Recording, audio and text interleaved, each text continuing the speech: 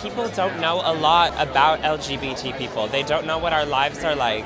They don't know what our stories are. And they assume that because we are different than most folks, that we pose a threat. Or, sometimes worse, that any kind of accommodation made for us could pose a threat for people who aren't us. Like we have with the bathroom things. You know, if we allow these people to do this, then, you know, who knows what other people, you know, it's all based on fear. And fear is so easy, and fear keeps people warm at night. And I get it.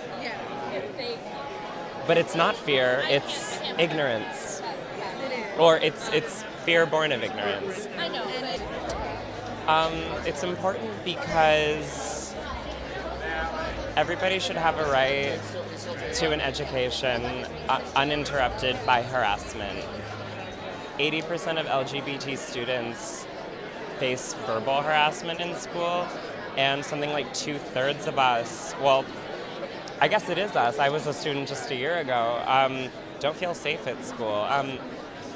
Particularly tonight, I'm really here in support of trans students, particularly with the Supreme Court ruling that was blocked, and in relation to, you know, the controversy with Gavin Grimm, and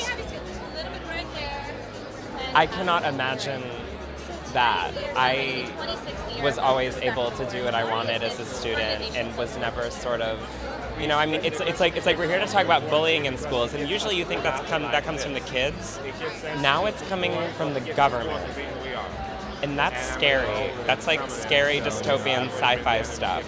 So I think it's more important than ever to support an organization and a group of people that are pushing against that, because it would, you know, it's coming from the government, so that makes it all the more easy to resign. You know, you can change a kid's mind, but bringing it up to legislation, that's tough, and it takes a lot more support and a lot more resources.